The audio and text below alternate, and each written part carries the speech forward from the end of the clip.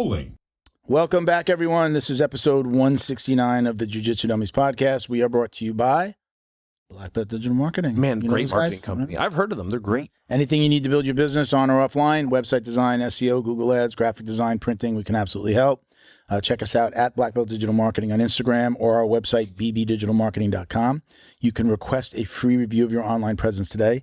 One of the big things that we're doing right now is we're definitely converting a lot of clients into website SEO, specifically because of AI. If you do an AI search now, sometimes it shows you the website that it found the info from or the multiple websites where it's collected info from. And it's actually like OpenAI, ChatGPT, has a directory system now. So now you can report your business to them like for local listings. How do you do that? You got to use us, and we use a software that reports you to all the direct. It's basically got added to our directory platform. Okay. So really cool. A lot of people don't even understand how that's going to work. But if you want your website to get found, you better be updating it with information all of the time. Blogs, new pages, information, right? AI is looking for information to spit out to everybody, right? So the more you have, the more that you'll be fed as a result. I've been blogging. I like it. You have to. At least once a month, more if you can. So I'm Milton Campus. I'm a black belt training out of South Florida. I train at Coral Springs BJJ right here in Coral Springs, Florida. We got Christian behind the camera. Hey. Every time. It's hilarious. It's shorter, right? I got Ben Stark on the co-hosting duties. Appreciate you coming out again. Always a pleasure being here, here. man. Why don't you shout out your fight tape? It dawns on me. You introduce yourself. You're a black belt. I don't do that. I should. I'm sorry. Yeah. No, but it just dawned on me. I am Ben Stark. I am a black belt, 3rd degree, training out of American Top Team Palm Beach Gardens, specializing in mixed martial arts and all general combat. So if you want to learn how to fuck people up, holler at your boy. Owner of American Top Team Palm Beach Garden. Owner of Fight Tape as the company. .us, right? Yep. .us. Website.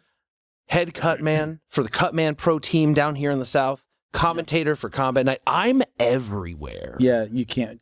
Just understand, if you follow Ben, he will be everywhere. Every feed, he'll come up on your YouTube.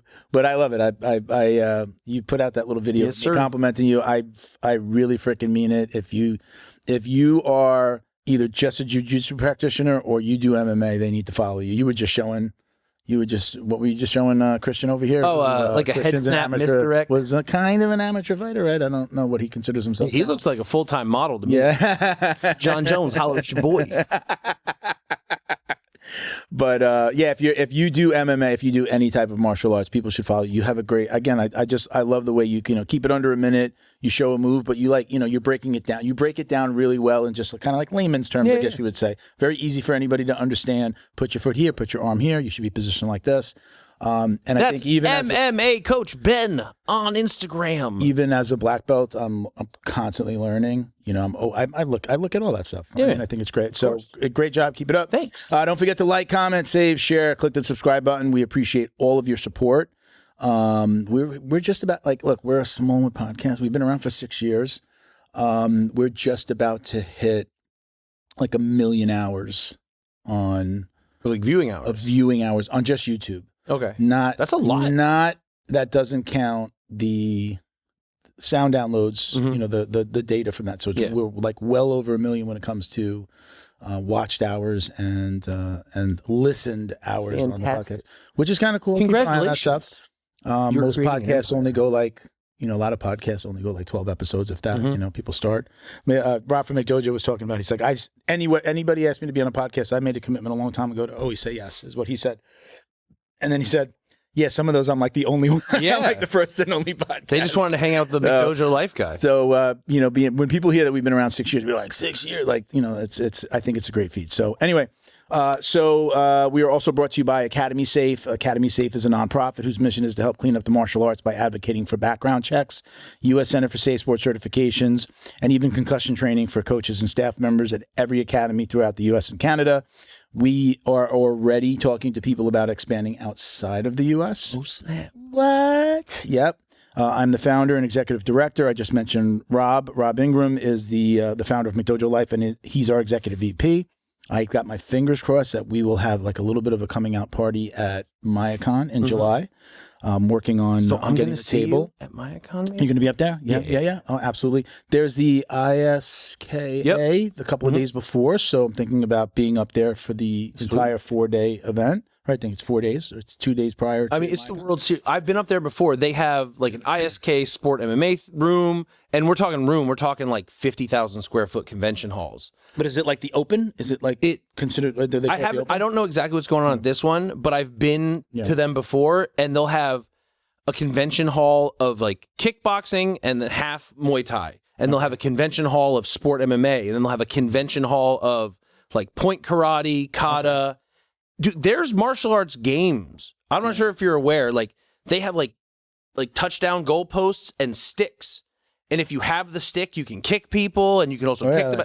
It's like they do crazy stuff at these things, but they're very cool. I'm excited to go up there. Again, we'll be represented as Academy Safe. Hopefully, we'll have a table. Hopefully, some of the board members will be there. We've got some real killers in their own fields.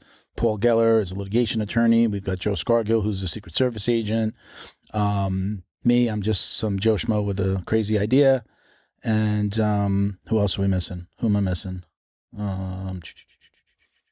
Paul Geller, Joe. Oh, and then Rob. I'm sorry. And Rob. Rob is pretty much definitely going to be there no matter what. Of course. So we'll have the table up and running. But check us out at academysafe.org. If you are a coach and you want to get yourself registered, put yourself through a background check. You do not need the owner of your academy to do it first. You can start. We'll list the academy, show that you're a coach.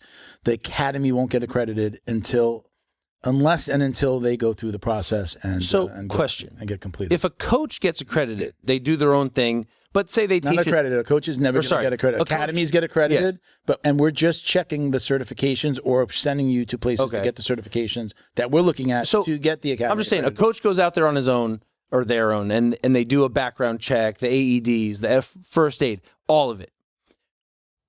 Do they then get listed just as a coach, or does it say coach at X? Yeah, currently it shows the academy and the coaches at that academy. But I'm saying just the coach. Like when I was younger, I coached at 4 different gyms. Yeah. So would it say like where I'm at in my profile? We would find out from them if they have multiple. We will list each of those academies because we want to associate them. In the future, could we just have 8 coaches like checking on the coaches? It kind of defeats the purpose of what we're doing. Great. He's got his accreditations, but there's a felon. The owner's a felon, that's what I'm saying. You know what I mean? So we don't want to just be like, oh, he's a good coach, but what about the other 4 coaches that are there? We want you to check on their academy page. I'm just talking about that one guy. Yeah. There are lots of coaches that coach at multiple gyms. We would list, we'd get that list from them, and we would show their gym and show that they're a coach, but then we would also list like that the unaccredited, this is currently accredited. We might show the coach, and this is all public information, so we can list it, and we would show that they're not accredited, and hopefully that would motivate the actual owner to get accredited or to move forward, right? It's the future of martial arts. So I mean, I was saying to myself this morning, I cannot believe that we have to tell people that this is like necessary. It's crazy that we even have to say to somebody, oh, you haven't done most companies do a background check, and you're just going to sit in an office with 10 other people, right? Yeah. These people are literally touching your children with jiu-jitsu. It's very intimate. You're laying on top of each other. Don't you want to know who these people are? Yeah. I think it's just necessary. So come check us out, hopefully at MayaCon on July 19th and 20th in Orlando, Florida. So we'll leave that there. Matt has been very patient. Today's guest is Matt Guffey. He's a brown belt and strength and conditioning coach. You're coming to us from, are you in Cali? San Jose, California. San Jose, California. Welcome, Matt. Thank you for being so patient, man. Thanks for having me. How's everything going? Everything's great. It's a beautiful day here. Yeah. Early, right? Was it? It's 9:30. All right, so not too early. Not too early. You are friends with our last guest, friends or business associates. You can explain Dr. Diana Wang, who was on. She's a doctor of physical therapy. You guys work together, right? Or you've done some stuff together. In a way. She and I met on Instagram years ago. And we started kind of shooting messages back and forth. I kind of recognized her message as, aligning philosophically with ours. And I wanted to expand our network, so we started doing like Instagram lives together Okay. several years ago, where we just talk about jujitsu and strength training and therapy and everything in between. Okay. And we've been friends ever since. Every time she comes up here to the Bay Area, we try to get together, train. We've done we've done a seminar together, like an injury prevention thing here at one of the local academies. So yeah, we go way back.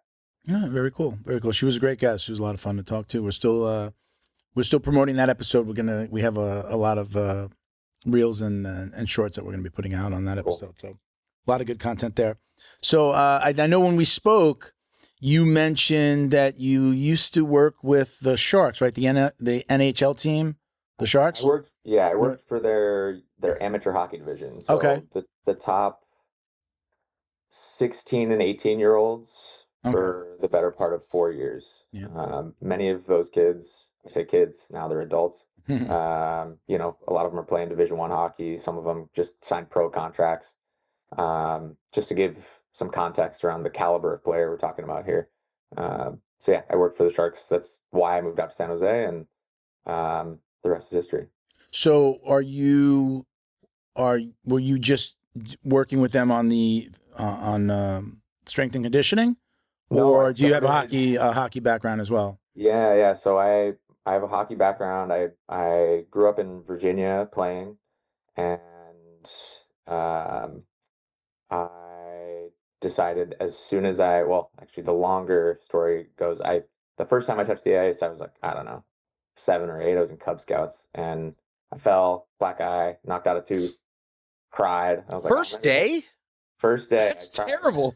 It was a horrible experience. I cried. I was like, I'll never skate again. And then I like swore it off forever. And then we were playing street hockey, and one of the kids that one of the like neighborhood kids was like, let's go to the ice rink. And I didn't want to be the only one that didn't go. So I was like, all right, I guess I'll go. And I got on the ice and I loved it. I had a blast, and I came back and I was like, I want to play hockey. And my parents were like, what? Like, who's this kid? And so they signed me up for a camp. I loved the camp. This is after you got a tooth knocked out. You still wanted to play? Yeah. But I mean, several years later. It's just okay. Like, dude, I don't know. I stopped eating candy because it pulled out a filling. Like, what? So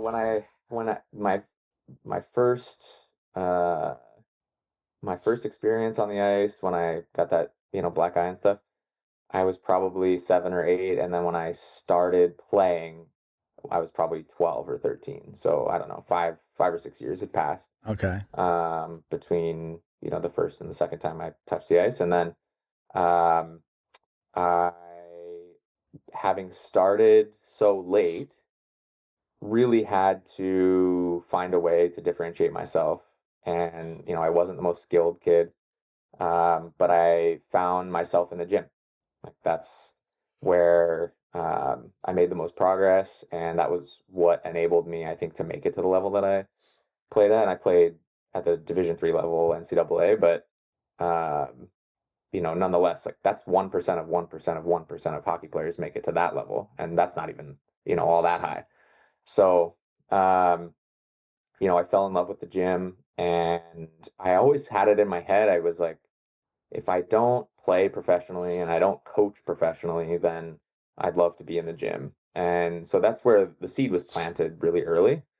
I was really fortunate to have a lot of really, really good coaches, and they really inspired me. So when I moved out here to San Jose, I moved out to coach hockey, and I had been coaching skills, skating, shooting, stick handling, things like that, doing clinics and stuff since I was like 16. And so when I moved out here to San Jose, I was probably 24, 25, and started working for the Junior Sharks. And so I was basically coaching. I coached a few teams as an assistant coach my first year, and then I jumped on as a head coach my second year and beyond. And in addition to that, I was coaching, doing more skill work. So again, skating, shooting, stick handling, stuff like that, just one-on-one work. And so that was kind of like where my life was. And then COVID happened, the rink shut down, I, as many of us did, had an existential crisis. It's like, what am I going to do?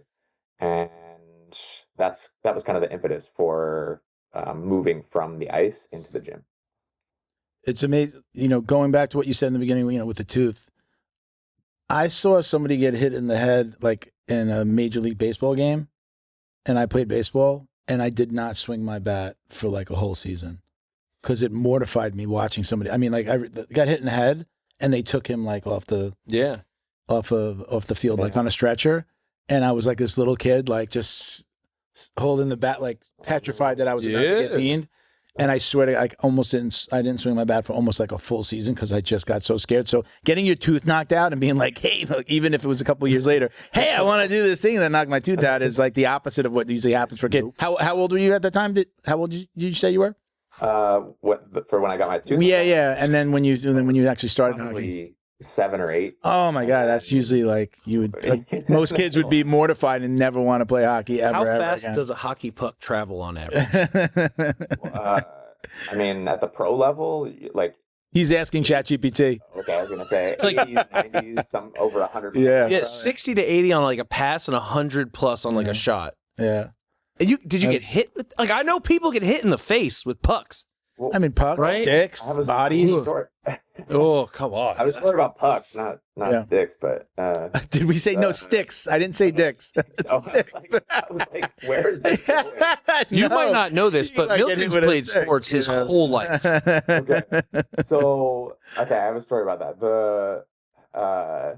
When I first got my tooth knocked out, I just fell on the ice. I mean, I was 7 or 8, whatever it was. I didn't know what I was doing, and I was, slipping around and just fell and cracked myself. Okay. But my last year of junior hockey is like your kind of an intermediary step in between youth and college hockey. Most college hockey freshmen, or most freshmen who play college hockey are 20, 21 years old.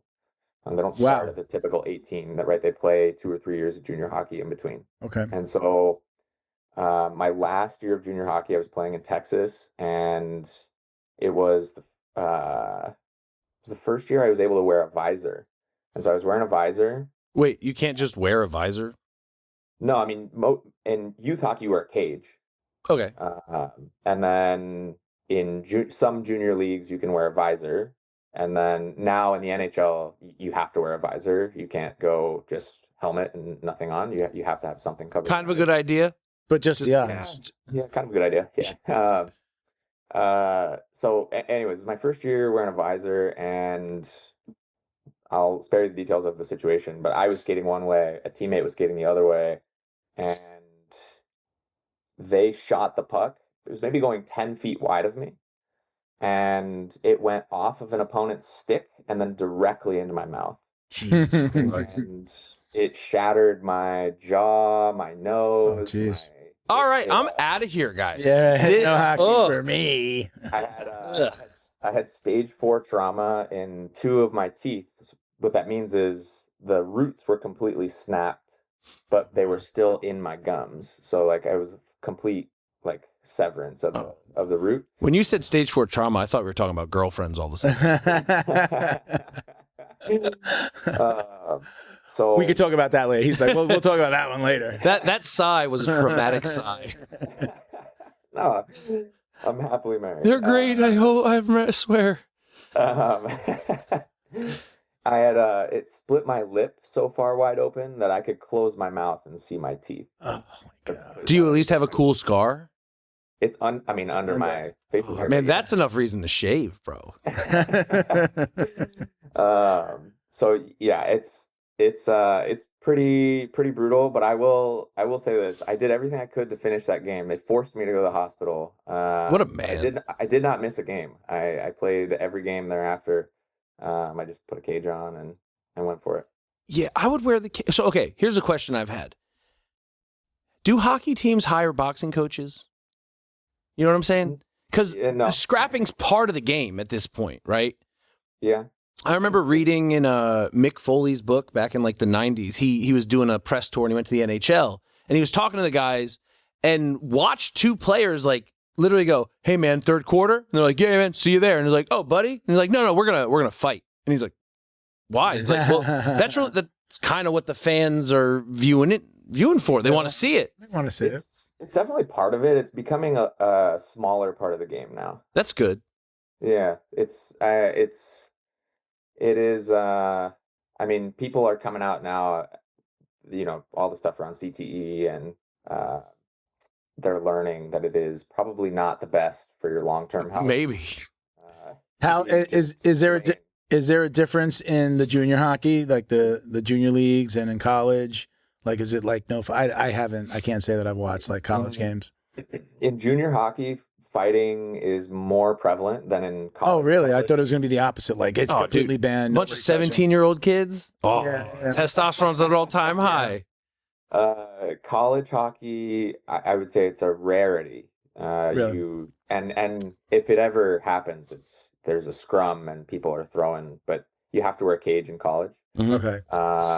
But in junior hockey, it's a little bit more fast and loose. So Okay. I got a couple more fighting hockey questions. One, why are people punching people in helmets with bare hands? That's stupid. And then two, why do they take the gloves off? Just keep the glove on. Protect your hand. The helmet thing, they're not allowed to take their helmets off anymore. They used to take the helmets off, and obviously slammed on the ice, their heads cracked on the ice. So they said, okay, well, you got to keep your helmet on. If your helmet comes off in the middle of the thing, then it comes off, and they let them keep going. But as far as the leave the gloves on thing, I mean, I think it has to do with just the dexterity. It's not easy to grab things when you've got a glove on like that. Throw off one, grab So I did a lot. I played a lot of street hockey as a kid, and we would wear the ice hockey. Like, we wore just about everything ice hockey, and then there were like street hockey pads. I remember getting into fights and punching with that glove is just like, there's so much padding on that glove. Like, you're not really doing any damage, even if he doesn't. Not a lot. I mean, you're still going to hit somebody, but like two kids hitting each other. Those things are pretty hard. Well, I mean, but that padding on the glove is pretty thick. And then it's not like super, like, like with wraps, it's nice and tight. Like, that glove is not super tight in there, and you're not wearing a wrap to make it tight. True. You know what I mean? So I know, I mean, it's, that might be part of it. Yeah. I'll defer to the pro. Nah, I mean, that's probably it. I don't know. Now, have you seen that BKFC is now starting a new show called Hockey Fight? Is it on the ice? But they're on skates, on the ice, in jerseys. Go. Helmets or no? No. I think it's BKFC just on skates. On skates. Yeah. Everything about that is fine to me. I mean, BKFC is. You can do what you want, but it's hitting your head on the ice that would worry me. Yeah. Right? Look at Matt's face, right? Yeah, that's the part. I could take a punch in the face, but it's different when 230 pounds slamming to the ice is not going to be fun. True. Yeah. And by the way, Matt, I'm sorry I didn't during your intro. Brown belt in jiu-jitsu? Brown belt. Yep. You're a brown belt in jiu-jitsu. Are you mostly gi, no gi? Now, no gi. I was a gi guy for 8.5 years, and then I fell in love with no gi, and I seldom train in the gi. You're doing it wrong. As you get older, you go back into the gi. Oh, it'll happen. It has to. You're going to wake up one day, some kid's going to cartwheel past, and you're going to go, I'm going to slow things down. That is the beauty of it. I noticed that my joints started to feel a lot better when I went to no-gi. My hips, really? My knees, my fingers, everything started to feel better. Okay, fingers for sure. For sure. Why do you think? What is it? I mean, there's something to say about the friction, right? You get caught in a bad position in the gi, and it's really tough to get out.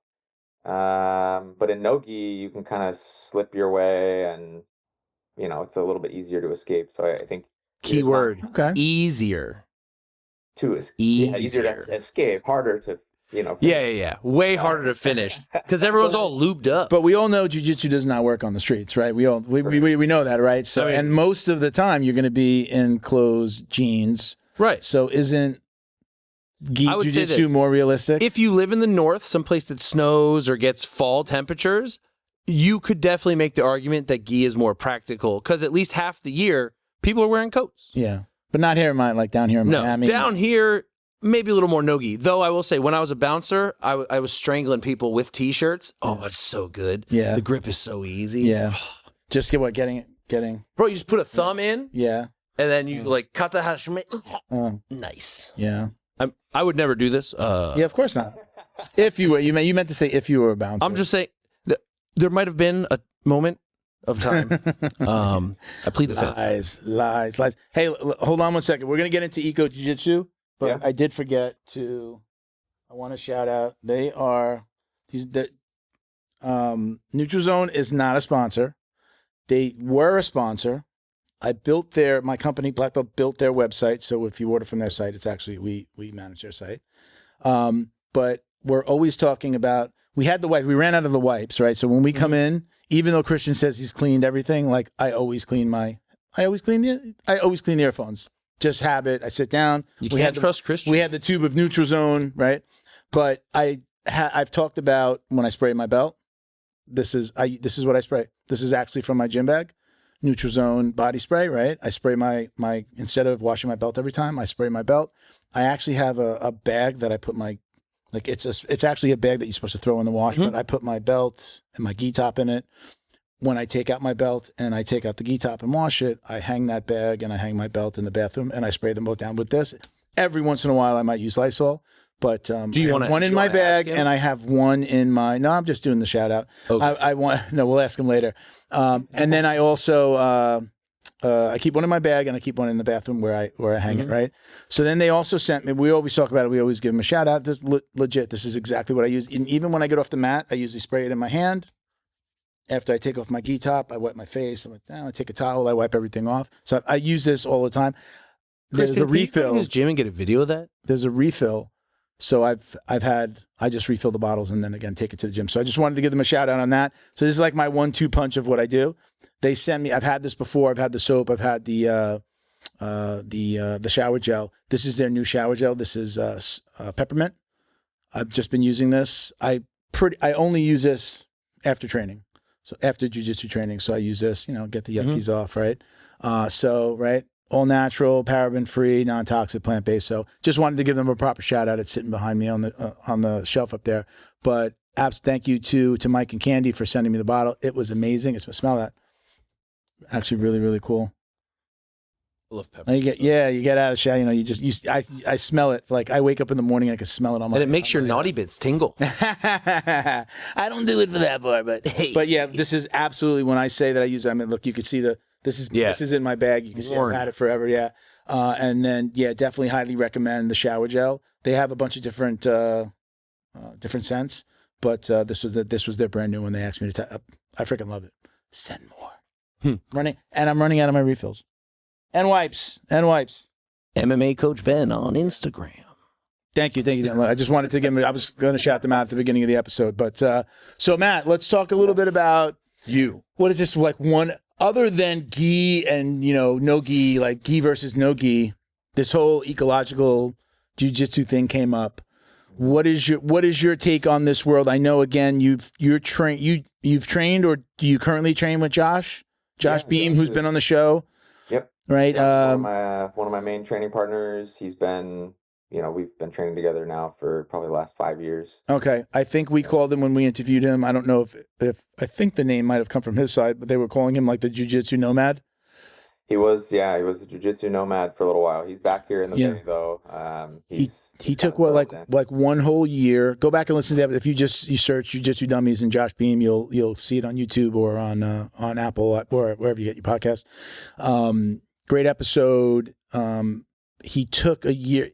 He didn't leave his job. I think he's able to work remotely. So I think he's like a programmer or something, if I'm not mistaken. He was. Yeah, he was. Leave his job after okay. Is he that blue belt, purple belt kid who just traveled around and competed everywhere? He was that blue belt. He traveled. Yeah. Great content. He's got great insight on jiu-jitsu. Yeah. I've watched him before. He went around he was I think he pretty much did the IBJJFs. He might have done an ADCC here and there. He just did IBJJF. Yeah. But when we interviewed him, I think again at Blue Belt, he had traveled the country for a year just Mhm. going around doing like Travel every the world. competition. Travel the world. That's right. Yeah, you're right. Europe, Asia. Yeah. You know, he was all over the place. Yeah, and he just fell in love with jiu-jitsu, and then he was again working remotely. That's awesome. And I guess now per Matt here, he's I guess he's left the 9 to 5, and I think are you guys doing does he do a pod? You guys do a podcast together, right? We had a podcast. Thanks for Had rolling. had or We have? hiatus. Okay. I mean, I guess technically it's still live. Okay.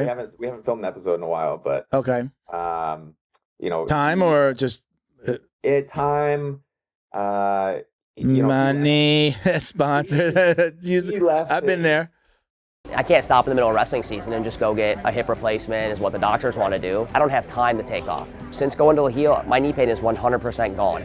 I couldn't even run from here to the door over there. And then after completing the peptide treatment, I can run miles now. Anybody that wants to stay active, anyone that's involved with a sport, anyone that has young kids, and you want to avoid, number one, the cost of surgery, the rehab from surgery, Leheal is the place to go. Unlock the power of your online presence with Black Belt Digital Marketing. Their reputation management program ensures your Google business profile is seen by more potential customers. Black Belt Digital Marketing is your full-service digital marketing agency specializing in local SEO and reputation management. Boost your business today. Visit bbdigitalmarketing.com. Your success is their priority. He left his job, right? Okay. He left his programming job and his full-time YouTube. So I don't blame him. I mean, you know, he's got to allocate his time and resources to making YouTube videos. And, Sure. Nope, you got to tell him you're more important. But Respect yourself, King. Respect let yourself. him know. I just shared it. I'm very open with like what we've done and how we get sponsors and things like that. I have like a 2-page. Really, I keep it on my phone because then I just send it through Instagram and send it to like just by text when somebody reaches out to talk to me about sponsoring. But I can send it to you guys. Like take it, model something after that to ask for. I don't know if he's asking for sponsors, but I mean the money in this world is not coming from the platforms. The money is in the product deals, the brand deals. People would call it. For us, it's sponsors, sponsor deals, getting products. You know, all that's helpful. Most of the product we get, I usually give it out. I'll test it, give it out to people if I get a lot. But you know, we've done it both ways. But yeah, I mean, if you guys, I have no problem sharing it. I'll send it to you. You can, you know, model something after that just to, you know, and if you need help designing it, I'd love to, you know, offer that service for free just to you guys, just to, you know, maybe, you know, design it for you. And again, most like Instagram is the place where we get like all of our, it's where we've been the kind of the most popular in the like the conversations and getting sponsors and people reaching out to us. So anyway, yeah, if you guys need any help with that, I'm an open book with that kind of stuff. But you know, there's a way to do it, and there's you know, can't be shy to ask. Again, I haven't talked to Josh since he's been on, so I'm not sure what he's doing. But just depending on the YouTube money is difficult. You know, there needs to be some brand deals and you know, and sponsorship. So, but go on. So you guys, so you're still training together. Yep. We still train together. We probably train, I'd say on average, I don't know, 4 or 5 times a week together. Okay. At various locations. We both, you know, I don't want to speak for Josh, but it's at this point common knowledge that he left CTA. He left maybe about a year and a half ago almost. Okay. And so he left first and then was kind of, you know, doing his own thing. And he and I would train still, you know, Sure. At different times, places, whatever, open mats. And then in September of last year, I left CTA, and then he and I just started branching out. We started training with friends, people that we had met, you know, at different academies throughout the Bay Area, and building a sort of collective, if you will. Okay. And then that kind of blossomed into, you know, one of the people that we were training with regularly came to us and was like, I want to compete next month and I want you to coach me. And I was like, you need to talk to your coach. I don't want anything to do with the politics here. I'm not asking you to join me or do any of this. And he was like, no, I kind of want to go rogue like you guys. I was like, okay. And so that was kind of the precursor to Victory Submission Grappling, which is Victory Submission Strength's grappling offshoot. Okay. So you guys have your own gym, or is that like under somebody else's? You Yeah, we have that don't name, but have- you train someplace? Yeah, we don't have a physical location yet, but the Okay. plan is to eventually merge the two, have strength and conditioning and jiu-jitsu under one roof. If you Okay. So you guys don't have a grading professor in this moment, or like I guess an open and public facility. You're doing it like garage style, or you got like a warehouse setup. We have a black belt who, we've been training with and was open to being like our head professor.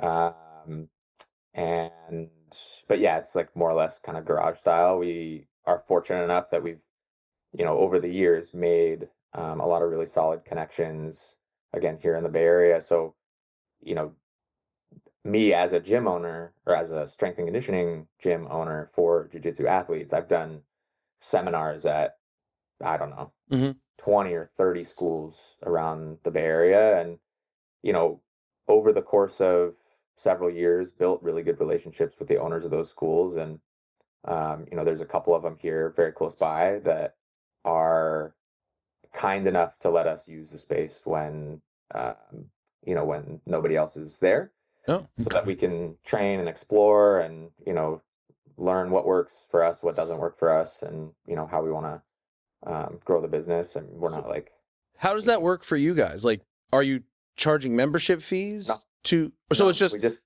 come as you are. If you're the homie, you're the homie. Come Yeah. on in. for now. Yeah. Okay. I mean, eventually when we get a space, we're going to need to pay for it somehow. Yeah, rent's So, rent. But for right now, like I said, that's why I call it a collective, because we've just got like a WhatsApp group and we put the times, dates, locations in there like every week. We're just like, hey, this time, this location, come train. And if people put a thumbs up, then we go. And we have had groups as small as 1 and as big as 15, 20 people. So, it's growing, which is fun. Can I ask a question about CTA? You're saying CTA that's Kyotera Association? Yeah. Kyotera. Yeah, Are you able to talk about why you left? Is there a reason behind why you left, or if that's something you don't want to talk about, we can move on? Well, we can call it creative differences. As someone who left their gym and then started Academy Safe, I'm Right. Kind of interested on what goes on out there. So I'm not saying that they have that they did anything wrong, but it does pique my curiosity. Yeah, I mean the biggest I was not happy with the way uh, the personnel was managed. There were instances of what I believe to be nefarious behavior, and when it came out that was happening, things were just kind of swept under the rug, and that didn't sit well with me. Sure. The second piece was my business's proximity to theirs. I think management was under the impression that I was trying to steal business, but in reality, we don't do the same thing. Like, they've got a CrossFit gym in their facility, and my gym is like highly tailored personal training. It's so different. Injury prevention or I want to compete and I need to, work on very specific strength. Yeah, this is not just like meant to get a sweat going, right? Like, we're very targeted. We've got a thorough assessment process that everybody goes through. Every program is personalized.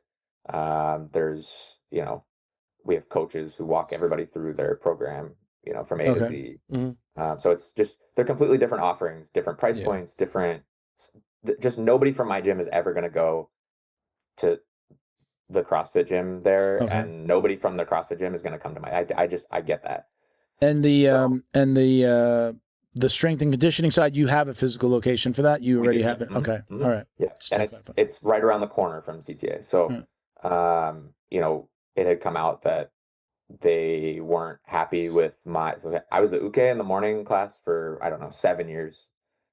Since I got my blue belt, I was, the one there kind of demonstrating with the coaches. And I think it had come out that they thought my being the uke was bringing undue attention to my business, which God forbid a student is successful in something and something tangentially associated It's some what's it with called? what you're doing. Was it starvation mentality stuff over there? Yeah, I was really hurt to hear that, actually. That really, it hurt because I had poured so much time and effort and love and care and everything into CTA, right? Like I can't even begin to tell you the number of times we didn't have somebody working the front desk.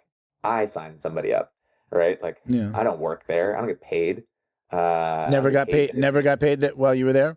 No, You were I mean, never. I never asked for money or anything. I just, that wasn't, you know, I'm there at the 6 a.m. class. Somebody shows up. They're like, it's my first day. I'm like, all right, here's a waiver. Here's the thing. Yeah. Let's go.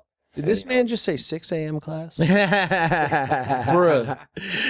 There's a great. There's a great video I'm going to share with you about the 6 a.m. Like trying to recruit people to the 6 a.m. class. Jiu-Jitsu Weasel one, yeah. There's a guy. The guy's in the car and he's making those faces. Is that what? I don't know. Is that the handle? Jiu-Jitsu Weasel. Jiu-Jitsu Weasel. Yeah, he's funny. That is a great freaking video of of us all lying to people to get them to go to their early class. You're like voluntarily waking up at 5:15. I wish. Yeah, absolutely. I'm a morning person for but sure. I love early morning training on the weekend. Yeah. But when I have to, if early morning training to then work a full day is very difficult for me. I want to take a nap after jiu-jitsu or pretty soon after it. It's usually jiu-jitsu, come back, have breakfast, and then probably nap for at least a half hour after jiu-jitsu. So I can't do it. What'd you say? I want to take a nap, period. Yeah. Just at all. He owns 50 businesses. He's a serial entrepreneur over here. Oh, yeah. Dude, the bags under my eyes. Oh. Yeah. So did you ever like my first gym? I was there for 2 years. I never paid a dime because we exchanged marketing services. I built a website. I did marketing. Then I started to coach as a white belt. I was helping. I was in my 40s already, so it wasn't like a little kid, irresponsible. I had the keys to the place right away. It's a family friend. So it was actually a friend of my wife's family. So I met him and we hit it off and we became like really tight right away. But I never paid because, then when I was a coach and, all the marketing stuff was kind of done, I wound up being there every day and he just never took my money. Did that happen? Were you a paying student and you were you're working there, whether you're an uki or you're helping at the front desk, whatever it is, you're still working there. Yeah, I mean, It's the Brazilian way, bro. It's the way. You're never gonna get the good jiu-jitsu if you are not paid for the lesson. No, I paid the whole time that I was there, and even through the pandemic and everything when everything was closed and we weren't able to do anything. I at first canceled and then I thought about it and I was like, no, I want somebody to support me, so I went ahead and continued to pay throughout the pandemic. So that one kind of stung. That hurt to hear. How long? So California was shut down 2 years. Man, it's all a big blur now. I don't. But really dude, remember. if they're shut down and you're paying for the whole 2 years, basically, how long could you not when do you come jiu-jitsu? back? Oh, how long could you not do jiu-jitsu before it was just like, all right, we can actually open and not get in trouble for this? I mean, that depends on who you're asking. Yeah. I mean, in Florida, my school, 8 weeks. They put up, it was just like a couple of weeks. I blew out my knee right at the day before we were going into quarantine. So I wound up being out 9 months. I had to be out 9 months. So they just went hand in hand. So it was kind of like, if it had to happen, this is the time. But probably after like 2 months, garbage bags on the window, black garbage bags on the window, and they were training in there. And people got promoted. People got promoted. We came back and we were like, when did you get promoted to brown belt or to black belt? And so anyway, I'm like down here, it was just hidden and you didn't get in trouble. It's kind of like after a while, it was like, well, if, just don't throw it in everybody's face. Don't post about it. Like nobody posted that they trained today, but they were training. So was it something like that? Like, well, can we go back? So let's train until we get in trouble. I can't say where or when or with whom, but I can say that I never stopped training. The frequency definitely went down. Yeah. And we tried our best to like keep things, we try to keep it kosher. So we tried to stay in the same pod. So you could only train with like, these 10 people. And if one of you got sick, the whole pod was out for, Okay. you know, Yeah. That makes a couple weeks. sense. So we tried to like mitigate risk as best we could. And listen, we never had a huge super spreader or anything like that. You know, some people got sick here and there, but by and large, people get sick here and there. Yeah. I'm not trying to take away from the gravity of the situation. Obviously, a lot of Yeah. people died, and that's a huge loss. But Jiu-jitsu for life. no, I mean, we did what we had to do to keep our sanity. And the other thing that people maybe don't realize listening to this, unless they're in California, or especially in Northern California, is as the pandemic was happening, we also had raging wildfires like miles from our house. Oh, wow. So the sky was just red for weeks and weeks and weeks and weeks. And everything was closed and everybody was walking around in masks. And it looked like something out of Blade Runner. Honestly, it was. So how was really- your first taste of Armageddon? it was eerie. It was very, very strange to like, I live right near one of the major highways here, and you know, we can like walk over it. And I remember walking outside one day, it's all red. You can't see, you know, 15 feet in front of you because of the smoke. And I look out on the highway and nothing is happening. There's like nobody. And I was like, this is the strangest feeling, honestly. Yeah. So yeah, I mean, just with regards to jiu-jitsu, we did what we had to do to maintain our sanity. So- And you know, I knew if I wasn't training, I was going to go nuts. So I want to go back to something that you said earlier, and I really honestly mean, if you don't feel like you want to go into it, just we can move on. But as someone who is trying to help with Academy safety, with Academy Safe and improve safety and keep the creepers out of these gyms, you used the word nefarious before when you described the gym. Can you elaborate on that? And again, if you don't want to, we'll move on. man, that's tough. I'm hesitant to cause any problems, but at the same Too time, late. yeah, No, I'm just kidding. I mean, it's where you know. Again, we can move on. I don't want to press you. I usually tell people if there's anything you don't want to talk about it, that's fine.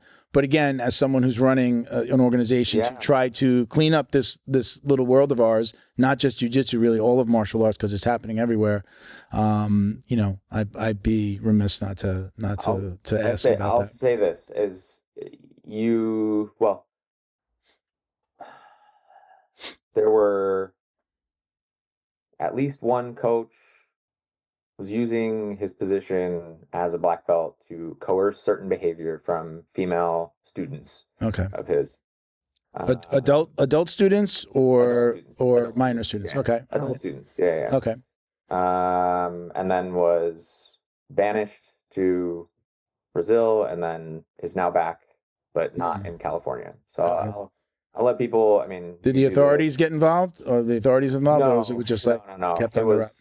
was all, you know, there were text messages sent, and then somebody, you know, another woman from the gym found out and then brought it to the attention of management. Management kind of swept it under the rug, and it came up again, and it happened several times. Then finally they were like, all right, we can't, this is not okay. And I think they said this is not okay, but then he left for Brazil mysteriously. Nothing was said about it. Yeah. It was never addressed. He just disappeared one day, and then several months later was back in the States. And you know, so it's so sometimes what happens is they might, he went to Brazil, so he's probably a Brazilian citizen, maybe not a U.S. citizen and here on a work visa. Is that possible, right? So what happens is that the coach might have revoked. Like, you have to have a business sponsor. From what I understand, I am not an immigration attorney. From what I understand, because my old school had a revolving door of Brazilians coming in and then going back, and it would be he would revoke his sponsorship or no longer sponsor the visa, and then they had X amount of time to leave. So they might have pulled their sponsorship or reported that they don't want him here, and then you have a certain, I don't know if they give you time to find another job or then you have to go. Yeah. Or you have to go back, get responsored, get another visa, and come back and, do your paperwork all over again. I don't think that's just transferable. No. But, again, I'm very open about it. am I pissed about having to leave my gym? Yes. I started a whole freaking nonprofit because of it, because I got such a bug up my ass about like, really, we're letting this happen. But, you know, my old coach was hitting on the wives and girlfriends of his male students, you know, dating and, you know, having sex. I mean, I have the receipts. Is that what the kids say? Right. Is that what you kids say, Christian? I got the receipts. I mean, I've got text messages just like back to back to back to back of people saying like, and he did this and he did this. And like, and some of the girls trained at the gym go, oh, are you just finding out about that now? That's been going on since you were here, since before you were here. Oh, so just like sleeping with students, students' wives and girlfriends. I mean, look, I was going to say, when you said it may not be illegal, but it was morally wrong. And definitely you break the trust of your male students. You know, you find out. I mean, one of my very good friends, his wife was, you know, I call it being groomed. You can understand the grooming process of him reaching out, talking, chatting, seeing if there's an opening, and then looking for a date or like, hey, let's get together kind of situation. Right. So yeah, I mean, it happened in my school, so I'm very open about it. I don't say his name, and I don't say the gym. I don't say the gym name, and I don't say his name. But you know, nothing ever is gone on the internet, and you can go see who it is. Yep. You know, but you know, I feel for you. I mean, it sucks to have to leave the gym under those circumstances, and it's always the one thing that bothers me the most is losing the relationships of the people that did stay. That no one stayed. Everybody has a reason. I stayed after I knew some things. There was one thing that came out that I was just like, that's just too far. I'm out of here. Like certain allegations that came out.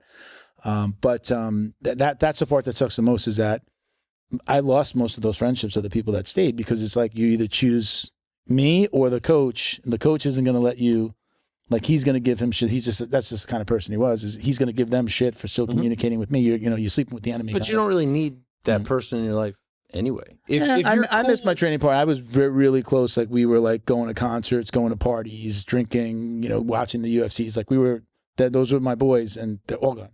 Yeah. Not one of them. They barely hear from them. You know, so that's the part that sucks the most. Gang. Yeah, that's what sucks the most. But I'm in a place where they went through our process, got accredited. They're an academy safe. They were one of our first in Florida. Ben hopefully is going to be the second in Florida. But we've got accredited academies throughout the country now. People going through the process. So I'm in a great school. They took to it real quick. Like, yeah, we want to do that. And funny enough, is like the coaches there knew what was going on in my school. It's like it's a well-known secret. Yeah. You know, which sucks. But again, you know, I feel that's the part that got me the most, is like, you know, you lose these people that you're so close with. It's like, really, I never told anybody they had to choose between me and him, but obviously he's going to, you know, he sees you in a picture with me, you're sleeping with the enemy who's talking about me doing these things, you know? So. Right. That definitely sucked. Leaving any gym sucked. But I'm at my third gym in 12 years. You know, I thought I was always proud to say I've only been at 2, and the first one closed, so it's not like I left. You know. Yeah.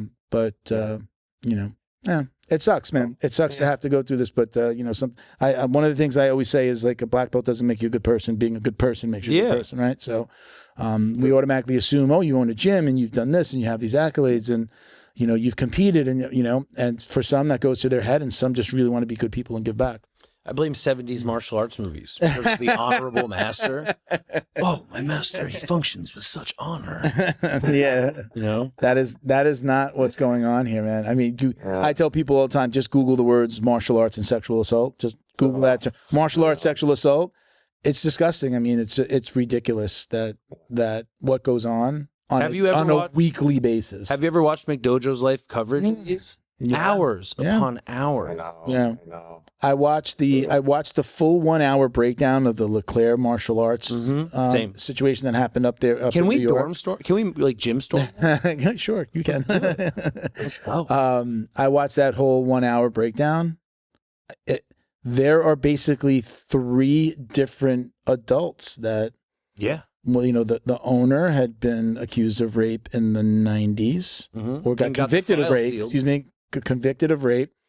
The son is now has molested like tens of people. It's like the number's pretty. One of them is higher. 43. And then there was a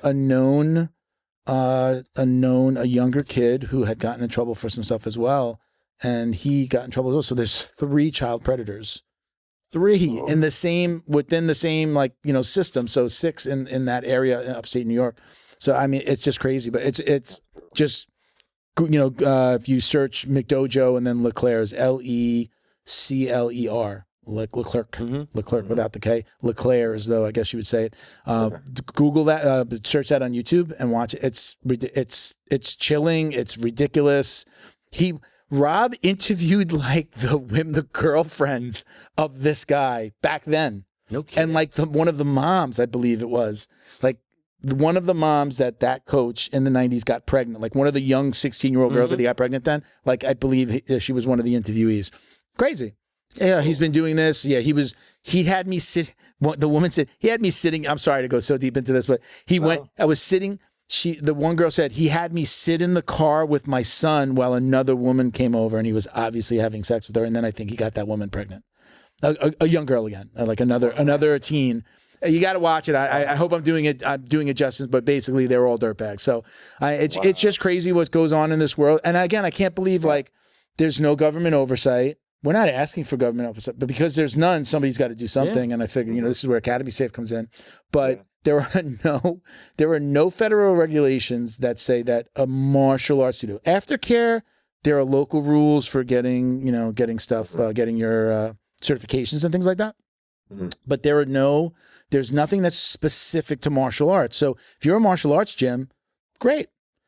If you introduce or say you have an aftercare program in some areas, then you have to do background checks of all your staff members, but usually they don't do all the staff members.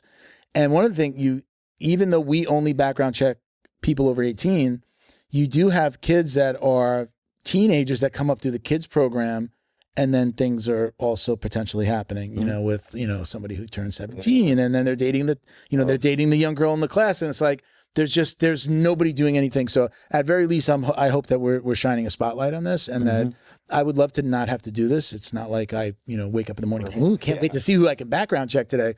We want to, but I just wish it was, yes, it would be great if the government came in and said, all martial arts studios, you have to do this for every staff member, at least again, over 18. But it pains me to know that the art that's supposed to teach you how to protect yourself against these assholes are like some of the biggest offenders. Yeah. You're bringing your kids in. At the end of the day, I just tell people, when it comes to kids, do not leave your kids alone with anybody, even at the martial arts academy. Like, stay, watch class, take them when they leave. Never send a child with a coach to an away tournament.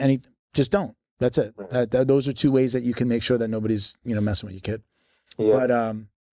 But so that sucks, Matt. That was that was definitely a major piece of the puzzle. Obviously there was like the business thing, and then that, and then the third, actually, just to circle all the way back to the original question, was kind of the philosophical shift in how I feel I learn best.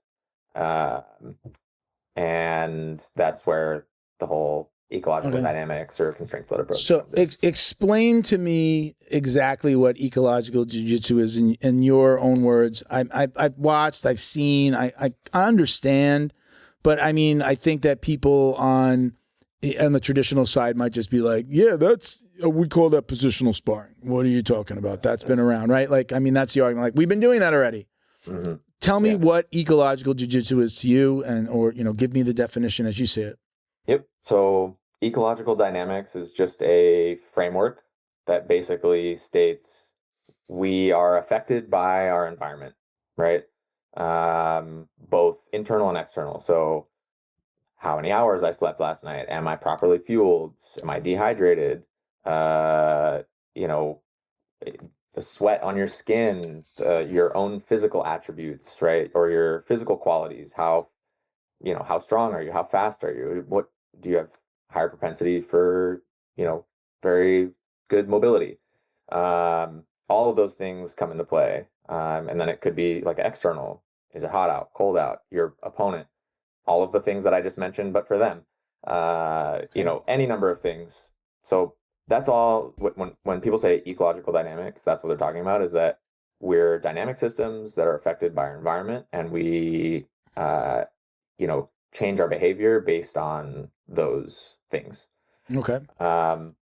So I come into if I come into, I'm sorry to interrupt you, and we can go back to exactly where you are, but I walk into a class with you. I was at my school last night. We run for 5 minutes. We line up. We did crunches. We did push-ups. We did squats. We all line up. Then we're doing forward rolls. We're doing all that traditional stuff. When I show up at your school, I'm 5 minutes early. I'm probably going to stretch. What am I doing when the clock strikes 7 for my adult class at night? If I'm in your class, what is the ecological approach? What am I doing next? What's the first thing that we're going to be doing? Yeah, so we call it play the whole game. Okay. And so essentially what we're doing is we're going to break down, we'll say there's like standing scenarios, there's guarded and passing scenarios, and there's pinning and submission scenarios. Submission is just like the ultimate pin, right? Okay.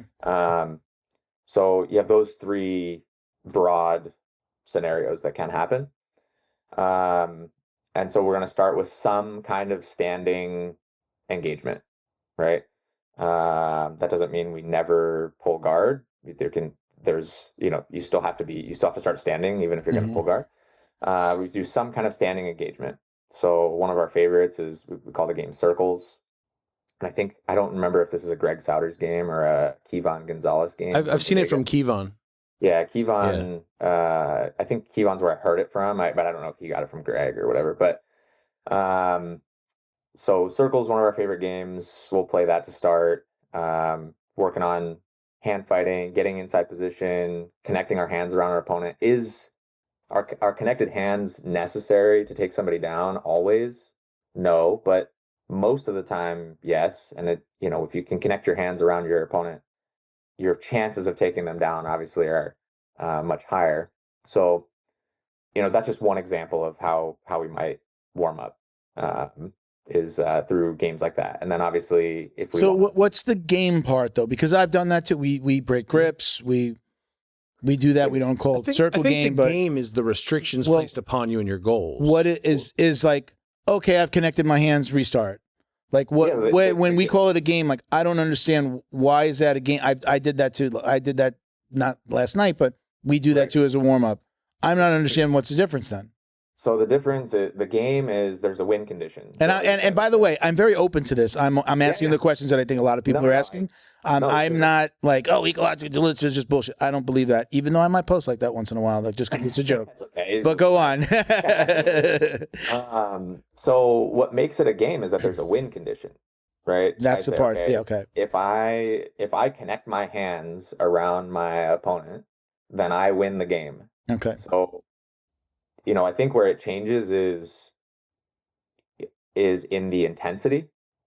So if we're just like, hey, just go easy and break grips and, do this or whatever, at the end of the day, that's not going to translate as well because the game is played at full speed and full intensity and nobody's going to just let you break their grips, right? Okay. So the game is full intensity right away. And we tell people, a lot of people will ask, they'll say, well, how intense should this be? 50%, 60%? The problem with answering that question with a percent is your 60 might be different from mine. Sure. Different from Ben's. And who's to say, right? The age old joke is, everybody wants to flow roll until somebody gets an advantage. Mm-hmm. And then the intensity just spikes. Sure. Right. So we tell people you should use as much or be as intense as you need or use as much intensity or speed or power or strength or whatever to accomplish the task, right? Whatever that means to you. So if you're going with a white belt, obviously it's going to take a lot less for you. No, I go harder on the white belts, especially if they're on their trial. Their trial week? No, I'm just kidding. But it'll be easier for you to achieve the win condition, right? Sure. It'll be much harder for them, right? That's fine. Sure.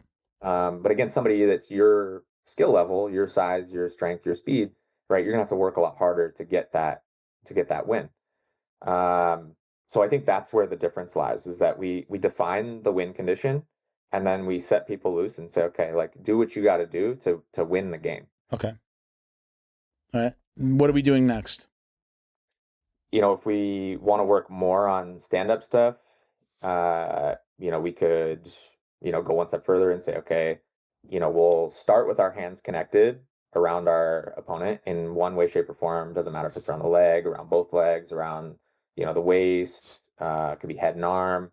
And we could say, okay, now the win condition for the attacking player is to get the other player's hands, knees, or hips to the ground, right? Because if I can get your hands, knees, or hips to the ground, then I can finish the takedown. I can get on top, right? And then we would say the win condition for the defending player is simply to disengage, right? Okay. That's just one example. It doesn't have to be that way, but that's one way that we could, elaborate on the standing engagement. Okay. How restrictive do you like to get when you're setting up your game? Depends on who's in the room. Depends on who's in the room. If somebody, and it depends on where we are in learning the skill. Mm-hmm. So, like, if it's a brand new skill and I don't know how to do something, say heel hooks, right? This is like at the forefront for me because I didn't learn almost any leg entanglements at CTA in 8.5 years, and then got my brown belt and started competing more at brown belt and have lost so many matches due to toe holds, knee bars, heel hooks, all kinds of things that I wish I had learned. So now, like, over the last 6 or 7 months, I've just been like playing as many games as I can, try to get as many reps in those scenarios as possible. Okay, so I'm 3 months in. I'm getting introduced to leg locks. Mm-hmm. What is the first game that, like, you break down for me? Are we talking entanglements? Are we talking controls? Like, what are we working on? And then how would we advance it into actually hitting, like, our reaps, our ashis, and our tangles? Mm-hmm. So you could do this one of two ways. You could either start with just control, right? And say, you have to, it's actually funny you asked that because I just bought Greg Sauter's new instructional, which is like all leg lock stuff. I was watching some of it this morning, so I will certainly pull from that. But, control is a prerequisite for finishing mechanics. If you can't control somebody indefinitely, you can't finish them. And so, or it makes it much harder to, right? If you're not able to control them as long as you want. So, control, I think, is a prerequisite. So you might design a game around just controlling your opponent. So we'll, like, start in the ashi, foot under the butt, foot on the just outside the hip, knee pinch, and then, like, maintain. Or are we talking about transitioning? Because I've played games where you, like, start from there, but the goal is actually to kind of heist their butt up, put their hands on the ground so we can turn out the back for improvements. Mm-hmm. But, like, I play with this because I'm an old school leg locker, like 2003 Brazilian guys, like, wanting to fight with me because I go for leg locks, calling me a cobbler and a thief. Like, they told me heel hooks and toe holds were they're thieves moves. Yeah. Because they're cheap and they're easy. Cobbler, huh? Yeah. They called me a shoemaker. I'm like, I don't so understand. But that's hilarious. I mean, they worked. Yeah. I tapped my first black belt in 3 months. And just so that you are not alone, Matt, I had the same experience with very little in the way of leg locks, even when we did no gi at my school. We're right now in a 2-week session of just like leg lock, mostly in the gi, but we're doing different leg locks, knee bars, entries. Leg locks. Yeah, leg. You got one leg lock all the way till brown. Yeah, you can do a straight Achilles. Yeah, I mean that's Right. pretty much it. So you're not the only one, and I mean that was kind of just the old school jiu-jitsu way, especially if you're in the gi. Obviously, because you're not supposed to be doing certain In the things. early gi. 2000s, if it wasn't MMA, you weren't learning. Yeah, real leg you're not locks. the only. I found myself in the same position, and it was like very eye-opening when you leave a gym or you start cross training. You're like, oh, I'm lost. But the one thing that I was very, very honest with the people. I actually wound up doing private lessons with another friend of mine at my old gym, with Drew. Mhm. With Drew from A&M Jiu Jitsu in Fort Lauderdale. He would come to my house. I had a mat room set up in the house, and he would come, and we didn't tell anybody at our school because we knew that he was going to be upset that we were, number one, doing it with someone outside of the gym, but just that we were learning anything that he didn't teach. So anyway, that's how I got around it, and we just started doing it privately, and then I started to pick up a little bit of a leg lock game, and now again in my school. We do a lot more, but like knee bars, entries, like these spinning moves, it's just, you're not alone in what you experience, but that's the old school jiu-jitsu mentality. Big time. Yeah. Yeah. So just back to your question, Ben, Sorry. no, you're good. So one of two ways, either start with control, right? So like one of the games that I was watching this morning, you start in that ashi position, right? Foot on the hip, other foot behind the thigh. You've got like well, he was starting them with just a false grip. So heel exposed, toes in the armpit, right? But you're not connecting your hands at any time. You're just keeping the false grip. And then the goal was to maintain that position as long as possible. The defending player, their goal was to disengage, right? To disconnect from that false grip and remove the connections from the attacking player. But the constraint was they couldn't build a base and they couldn't they couldn't bring their feet back behind them, right? So they had to stay kind of on their butt. I think to negate the problem that is, like if I get myself caught in an entanglement, if I can get my hips higher, if I can get on top, then I can start to untangle things pretty well. But if the attacking player can keep my hips on the ground, then it makes it much more difficult for me to achieve that. Now, so how much information do you give them beforehand, right? So we're talking about, a traditional ashi. Like, are you saying, hey, we want to strip the feet? Or are you going, you guys got to kind of figure this out on your own as you play? No, we give them intentions, right? So we first want to define what outcome are we trying to get? Disconnected, right? Completely disconnected, disconnect all attachment points, all that stuff. So that's the outcome. Well, what are the task foci that I could use, right? What can I direct their attention to help them achieve this task, Okay. right? But you're not giving them, like, I guess, sorry to keep cutting you off, but I'm just curious. You're not giving them direction like, all right, when we're escaping the ashi, we're looking to strip the hands, pin the foot, sit on the leg, circle to the knee, and come in. You're like, we're just talking very, very general and giving them like kind of a nuance of what you'd want to do to achieve your goal. Yeah, I don't want to give them the exact answer because that's going to change depending on who they're going with, right? If, you've competed before, so I'm sure you've felt this.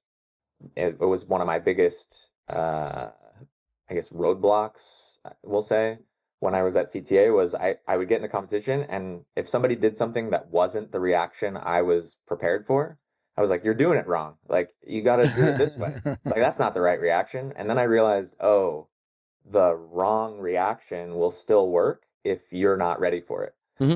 So we're trying to put people in positions where they're able to collect as many data points as possible, because you're going to do something a little bit different than I will, than Milton will, than anybody that you train with, because our limb lengths are different, our skill levels are different, our experiences and the way we see the world are different. So if I can give somebody a platform, so to speak, where they can explore different outcomes, or not different outcomes, one outcome, but by various means, then they're going to have a more well-rounded understanding of the position at the end of the day. It might look sloppy at the beginning, but that's fine, because learning is sloppy. It's never clean. I'm dying to share my very first escape that I was taught from basically like a straight ankle lock was to take my toes and stick it in their butt. Yeah. I swear on my life. It was stick your toes into the crack of their butt and just push them away so they'll let go. So it's basically like an oil check with your toes. Yeah. I swear to God, that was the very first escape. First thing you do, put your Facts. Put your toe. Am I not the only one? So okay. Is this the escape that's not spoken about too often? We all learn. It's the most effective leg lock escape ever. Right. I remember back in the day, Thiago Alves, Pitbull, was making his UFC debut, and they gave him a Russian Sambo leg lock specialist. And I was like one of the more active leg lockers in the room, and we were roughly the same age at the time. So we were training together a lot. And he never did it to me until it was like a really deep threat. And I'm like, yo! Yeah. And it was, like, what? And he goes, bro, the ref's never going to call you. You're just panicked trying to escape. Shove your whole foot in their ass. Yeah. Yeah. That was it. I've done it. I have the funny thing is that, I mean, my first school where I learned that, we did it, but it was such a joke that nobody ever got mad about it. I've since done it in other places, and it usually gets well, what? Yeah, and then they yeah, there's usually like a visceral reaction. It was like a joke. It was like goosing somebody. Like the polite thing to do in the gym, you use your heel and you just push on their tailbone. No. Yeah, dude. Toes. If I get I get what? I got an extra 12 inches out of my foot. If I get a toe in my butt, I want at least a meal. You got to bring the protein shakes next training session. My next creatine scoop is on you. I've let out my secret. Don't go for leg locks on Milton. The only person that ever did it to me, this is the honest truth. The only person that ever did it to me was my coach teaching it to us. I never had it done to me where somebody sucked their toes, except for my coach. And then you called him. You're like, "Hey, what are you doing? Hey, yeah, you want to hang out later?" So go on. So go. I mean, continue. You can continue the conversation about it. So, I don't want you to be if you're, as long as you're comfortable being at least on this episode, being the standard bearer of ecological jiu-jitsu. You're speaking for all of ecological jiu-jitsu right now. I do have one question though. When you're watching, whether it's one of Greg's instructionals or anybody, and I'll ask this of even of Ben, do you guys sit down and watch an instructional, like just sit on the couch, watch it?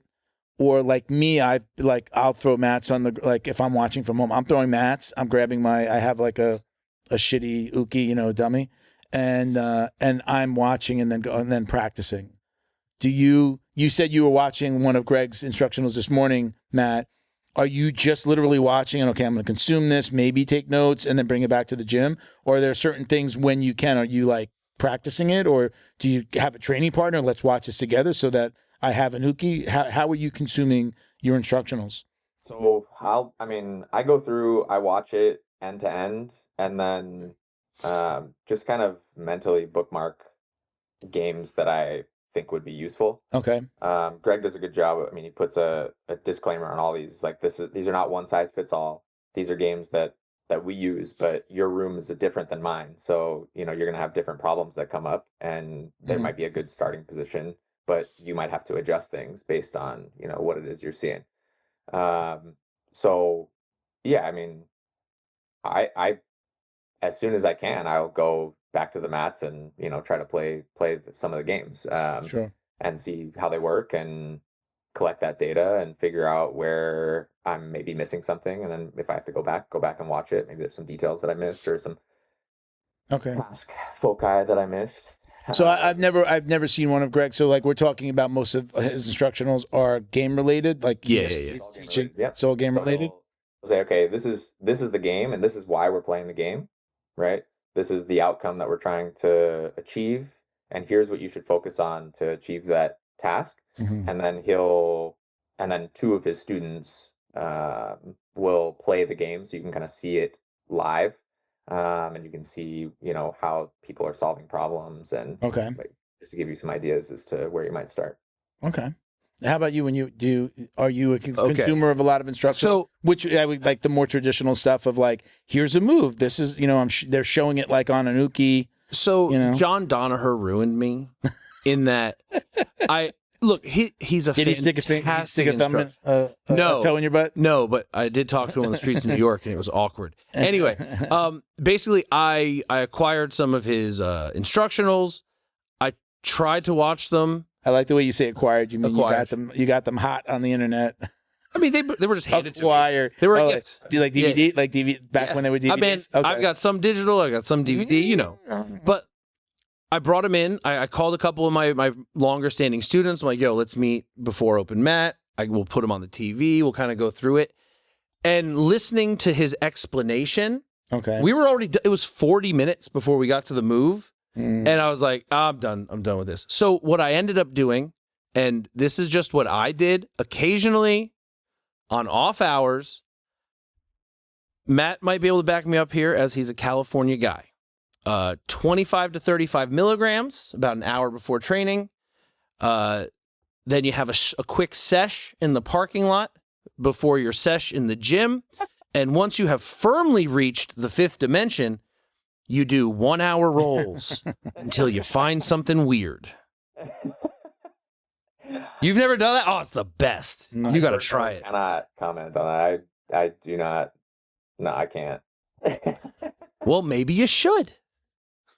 You're not the first person to say that, honestly. It's definitely not an every night thing. Like, what I find is, like, I rediscovered Tornado Guard one day. I was just really high and found Tornado Guard again. Then for the next 2 months, I played a lot of Tornado Guard and it switches off. But that's kind of how I keep it entertaining. Because my gym has 1 brown belt, 2 or 3 purple belts. So, like, as a black belt, like, we're still a young gym in terms of, like, promotion. So I don't have a lot of people that are, like, really able to, like, fight me. Okay. So, like, let's even the odds a little bit. Okay. Let's make it easier for you. I don't know. Works for me. Oh my! I don't do this in class. Please understand. This is like, hey, Sunday afternoon. Wife's out of town. What are you guys doing? You want to get high and roll? I've never rolled high. You're missing out. I've never rolled high. Yeah. When I was younger, sometimes we'd get high and then lift. Before I found martial arts, really, would train. Be like, why do I feel so strong? This is amazing. Dude, like I thought it was the most amazing thing ever. I'm just not like if I'm gonna do anything, I'm gonna fall asleep. I'm like, yeah. if I get high, if I've gotten high, You need to buy a better weed. it's just usually like an evening thing. Like it's either like I get high and then I'm gonna eat and then I'm a blob on the couch. Hey, that's where it starts. And then you really dive in. Right now I've got some edibles from a buddy. I take the tiny little bite off this edible before I go to sleep, and I have the most amazing sleep. For the past couple, we have only had them for like the last month. Okay, so now double That's your how bite and do it 2 hours early. No, man, I mean it's harder. It's harder to wake up. They're pretty strong. It's harder to wake up, and it's this crazy dry mouth. But I haven't smoked and done edibles like forever. I haven't done anything. Practice makes perfect, my friend. Practice makes perfect. So I just but I like to sleep. I couldn't imagine getting high and train. I mean, I guess I should try it, but I haven't. It's not something. All right, hold on. Let's set up an event. Yeah. He was looking at me. He was like, "There's nobody my size, more." And he said, "I don't have any black belts." And then he looked at me. I'm like, "No, no, thank you, man." How much you weigh, man? Right now? We're the same weight? 249. Okay, baby. I'm not too far away. I'm trying to lose a little bit of weight. Me too. You're a fucking big dude. I'm It's weird. 230. I'm 230. Like I've watched my food, Yeah. but like I guess I'm before you like stuff it in your that mouth. classic ectomorph where like I get strong real easy. I just never lose body fat. How long you've been training since? What age? 21st birthday to myself. How are you? How old are I'm you? 43. You're still a bit. You're much younger than me, huh? I mean, I got a gray ass beard, dude. I'm gonna be You're gonna be 74. at 52 the end of this month, man. Damn. Yeah. Okay, Grandpa. 52. Yeah, it's I was talking to my girl. I'm like, my sister's birthday's in April, and she's 2 years older than me, and she is not having she does not she doesn't fare well around her birthdays. She hates getting older, and I'm just like, yep, another year. Well, I mean, I made it. I love I don't know you what are it is. I love getting older. You are firmly entering your George Clooney phase. See, men get older and they turn into George Clooney, and shit, and they're like, Girl man, you're she loves the salt and debonair. pepper. Yeah, girls, you're mature. You probably got a good job. I bet you drive a nice car. And it's clean inside. Where girls were kind of like, oh, my money days had passed. I'm 50. I have menopause. Did you hear about this perimenopause? She sent me a couple of things about perimenopause. Now my feed is like dominated by perimenopause, which is like, I guess it starts in their like early to mid 30s even. She's like, this is what you're gonna have to look forward to. I'm like, I never understood. I'm not saying this for me. I never understood why like older men like went after younger girls, and I'm understanding like watching these videos about women and perimenopause. It's just like they don't want to have sex. Well, for some of it, they don't want to get it when they hit menopause. That there are lots of divorces based on that. Yeah. Men and women not understanding it. Sex leaves the relationships, and then men go after these younger women. They also not that it's develop, right. I'm just saying bad hormone imbalance as it goes on, just like an aging man.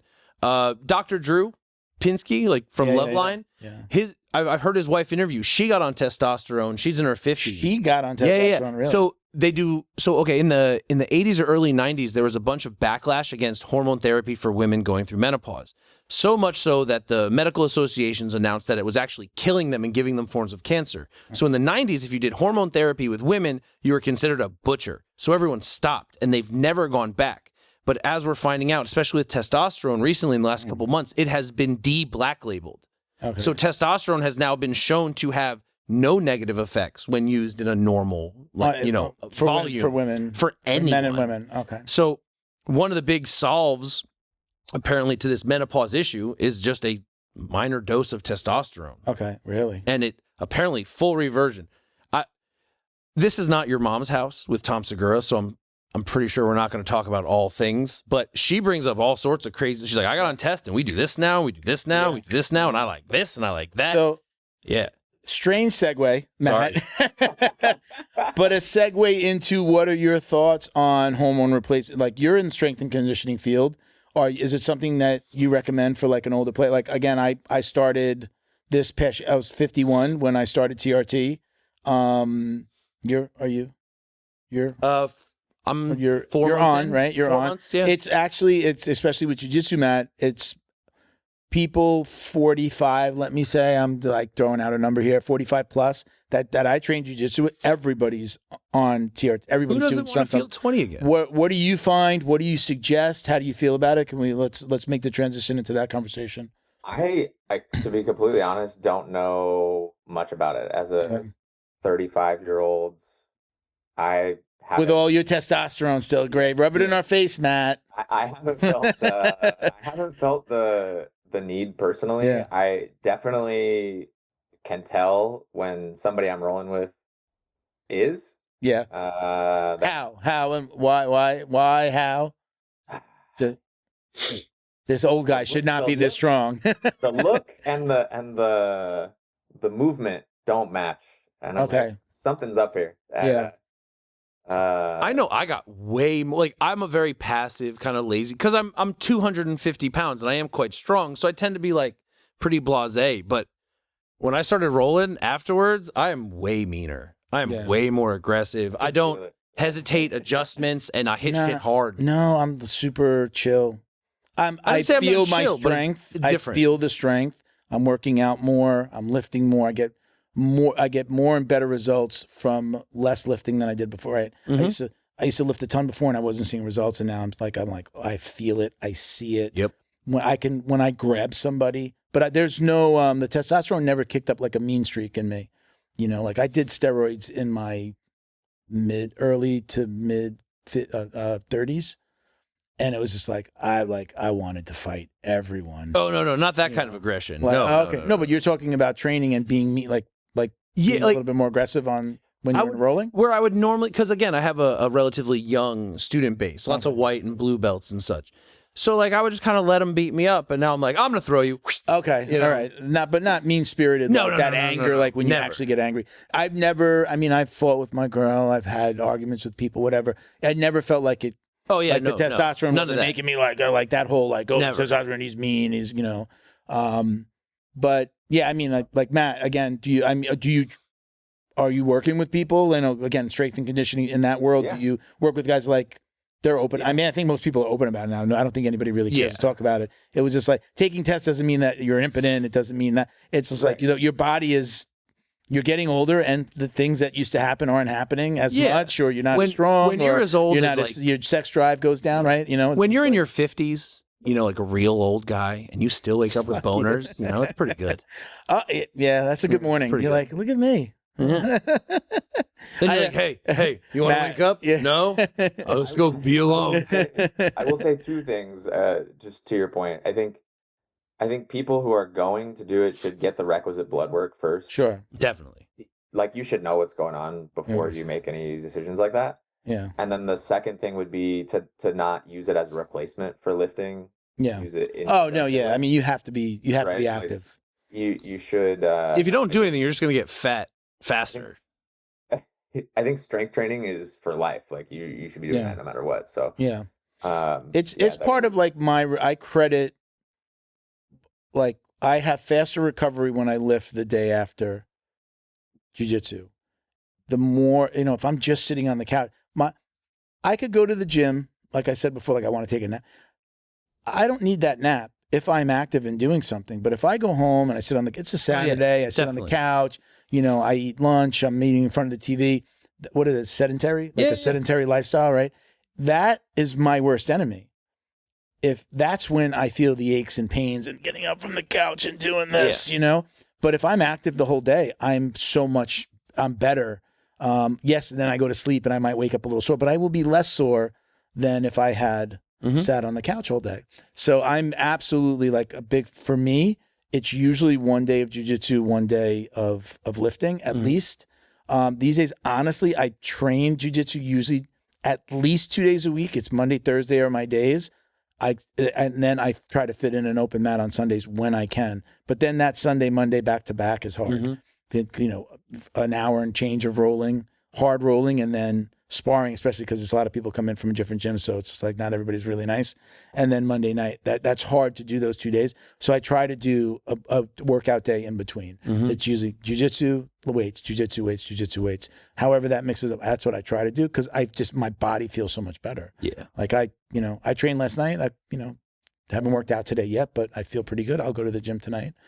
But again, Matt, going back, you have guys that you work with in the strength and conditioning world, and you know they're on TRT. Yeah. Do you see the difference? Like, oh wow, did you go start doing something, or do they usually talk to you, get your opinion, get some advice? They'll talk about it, but less like do you think I should? More of I'm doing this. I'm doing it no matter what. So I laugh only that, yeah. And I'm like, that's listen. It's your body, man. You do whatever you want, and I'm not knocking it. You'll be old one day. Don't worry. Yeah, I know. We're all just in the same place. Right? By the way, you said the blood work, and I get it, the blood work. I mean, pretty much if you're going to a wellness facility, you're always going to need the TRT. Like the blood work, regardless of how the blood work comes back, they're going to find something that you should be on, which it is. I mean, they do a ton of testing, and there are things like, hey, you can fill in the blanks, but I'm not going to be everybody goes on something. Too early for 4 years. Oh, really? You and actually, I had a higher test. What how old are you? I'm 43. You're 43. I mean, so you started 39. I could see that. I started getting checked at 35. Okay. And I went 620, 520, 420, 320, 620, 320, 4. It jumped a lot. And at 320, I thought they were going to put me on, and they're like, "Nah, you're 37. Doctor or wellness facility? Doctor? A couple of each. Okay. Yeah. So okay. I saw a doctor. Because there's going to be a different doctor's going to be, I think, feel like a little bit more honest about it. The doctors I've seen, I'm an endocrinologist. I deal with diabetes and insulin. I don't do this. They actually send you to the wellness. That guy messes with steroids. Go talk to him. Okay. All right. Yeah. And what about Matt? Again, TRT might be out of the. For you personally, right? But what about how prevalent is steroid use still amongst so the younger crowd in jiu-jitsu and in your strength? Are we calling steroid use just things outside of exogenous testosterone, or just an abundance? Yeah. Well, I don't know. However you define that, are lots of people taking supplements? Juice. Supplements. I don't know. I mean, the people in my gym, it's few and far between. Yeah. I guess competing at the masters level, it seems like almost everybody is. Yeah. Well, there goes my advantage. And then competing, sometimes I'll do adult brackets. I think it's probably less likely, but at the highest levels, obviously you've seen what's happened over the last several years. People leaving the podium because they got to catch a flight, but in reality, it's because they saw US 88 there, and Well, I was definitely of a different opinion before I really truly understood it, and I should say, I had a heart attack at 43. The one question the doctor asked me before they went into to basically find that I need stents was, she goes, steroids? She looks down. I'm on the table, to go in. They're going to go in the leg and go. What do they call that? The catheter, right? They put the catheter in the artery. The only question she asked me, I don't even think she asked me my name. She looked down at me and she said, she went, steroids? And I said, yeah, we're in my 30s. And she just nodded like, okay. That's why this young person is on my table. And then I always just had that in the back of my mind. I don't think I really discussed. No, I did like a stupid kid, fucking friends were doing it. And I would be like, yeah, get me some too. And I would go on and off and didn't wean myself off properly. But were you doing like big doses? No, no. I mean, I did HGH, I did like D-ball, Winstrol, like stuff like that. And it definitely again, we didn't have a conversation about it. She just asked me that question. So I always had it in the back of my mind. Oh, that's why I'm here. That's why this happened. And then for years, I would say when people were talking to me about TRT, I'm like, I'm not shooting steroids. They're like, it's not steroids. It's this, it's that. And then once I understood it and went and really talked to somebody, I was like, okay, yeah, I could use this, But, the steroids, I don't know what kids are doing these days. I don't know if kids that's still a thing. Christian, yeah, a lot of steroids out there. Have you seen Sam Sulek? He's nodding his head. He's nodding his head. Christian, our producer back there, has trained a little bit. Matt, you should. He doesn't want to come. curls. He doesn't want to come so train jiu-jitsu with me, but he'll definitely throw on the gloves. But he won't throw to jiu-jitsu with you. But he'll be like, Stark, can I come to your gym and spar? Yeah. I don't train regularly, but he's not. He's nodding his head that there's still steroids are still prevalent out there. So, and our new young friend, what's your name? The trainee. You better get on that microphone, young man. One more time. Daniel. Daniel's being trained today. Daniel's behind the screen over there. He's saying yes as well. So I don't. He just pulled out a bottle of Equipoise. I don't. I really wish I had talked to somebody back then and understood it. But it definitely I feel like it definitely caused me some health problems. And you got a little freaking you got. I never got any gyno. Yeah, I just got boners. I think I've talked about it on the show. I had to have the surgery. You did? When you're getting D-ball from your your buddy, from your high school friends. Yeah. This is top quality shit. It's freaking aspirin. You're like, man, it feels so jacked, and it's just like baby aspirin, But yeah, man. So let's so that we don't before we end, go and tell us a little bit more about who is ideal for you. Talk about the business. Let's if anybody wants to reach out to you, where they can find you. But let's talk a little bit about the strength and conditioning business, where it's located, what do you do, and who's the ideal student or trainee for you. Yeah, absolutely. So Victory Submission Strength is the name of the gym, and we're a strength training facility in San Jose, California for grapplers. So okay. I'd say 90% of our members are jiu-jitsu athletes. We have some judo people, some wrestlers, but the vast majority of them are our wrestler's nodding his head over here. I think this young man's a wrestler, the new guy. Let's wrestle. Well, go ahead, Matt. Go ahead. Let's wrestle.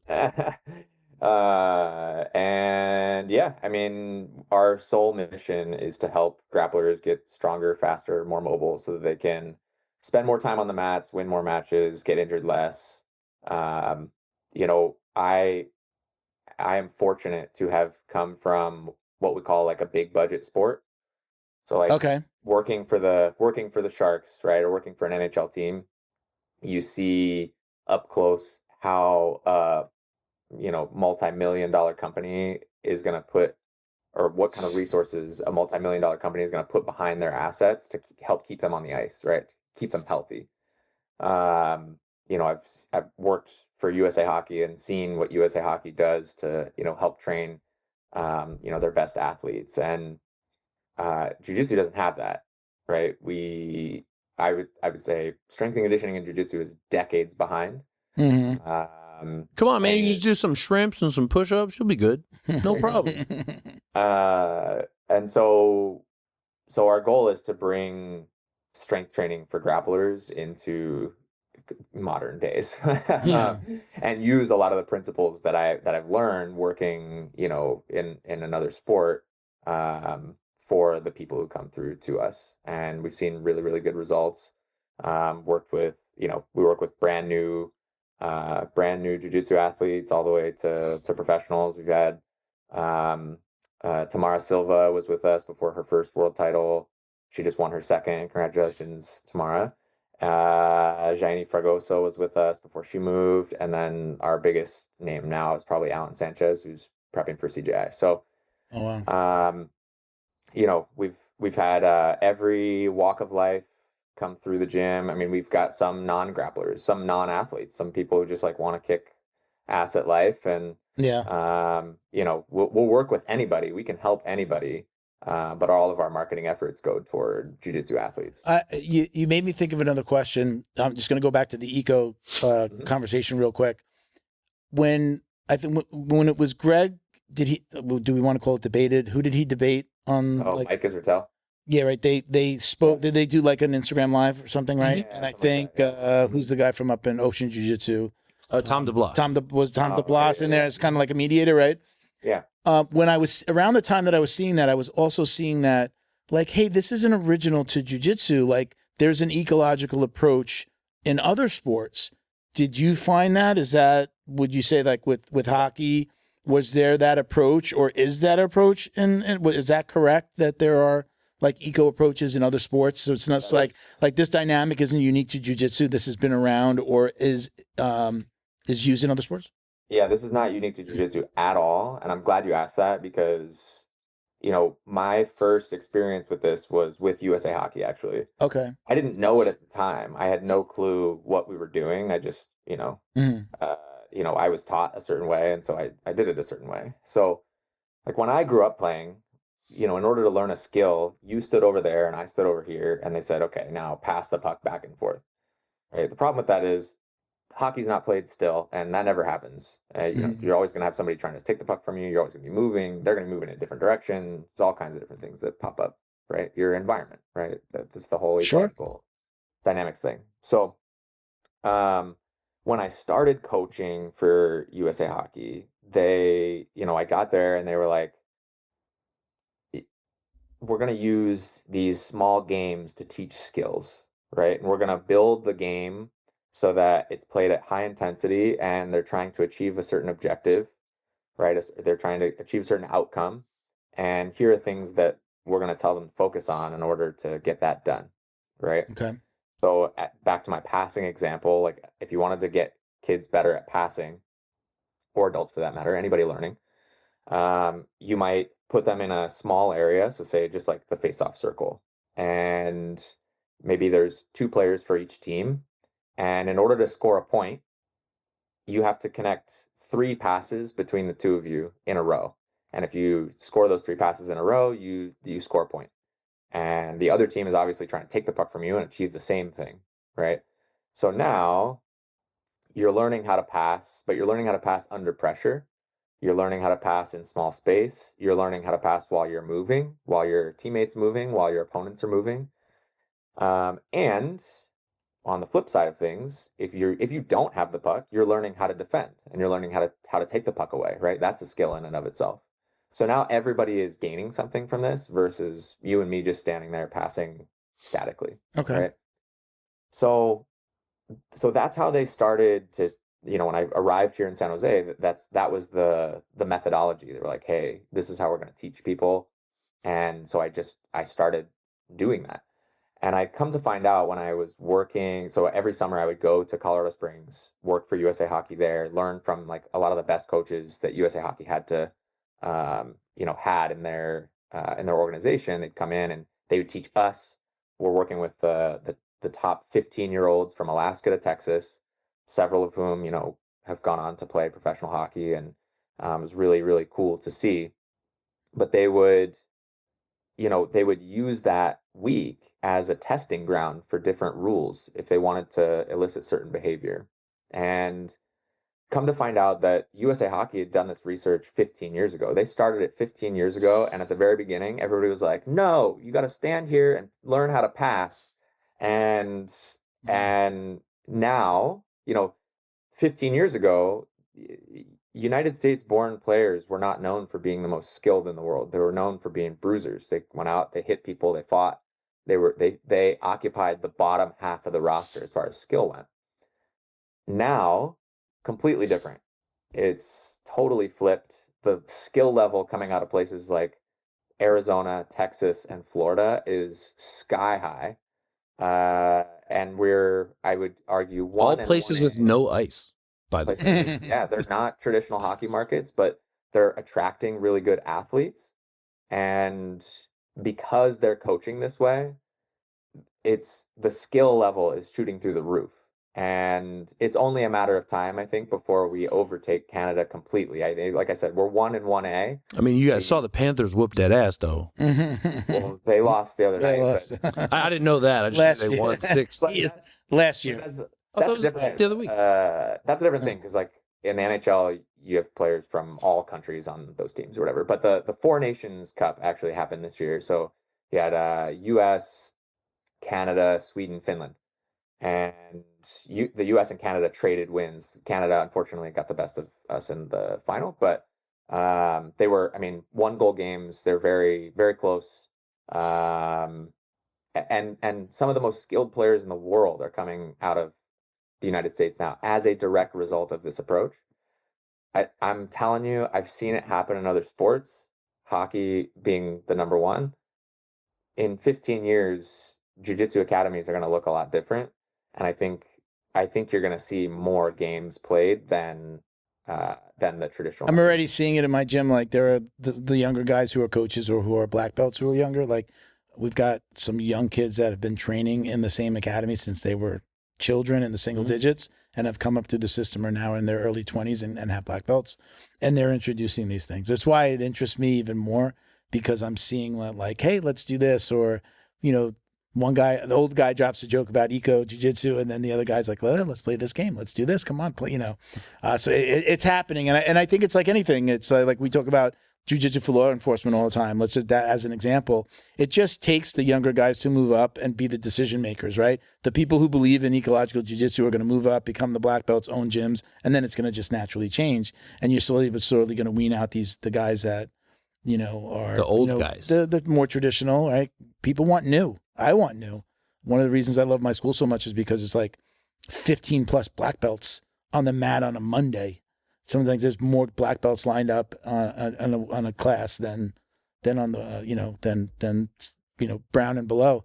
So I love that there's so many different takes on it, and I'm just like a sponge. I want to learn. So Matt, you also want efficient, right? Yeah, Like that's at my age, absolutely.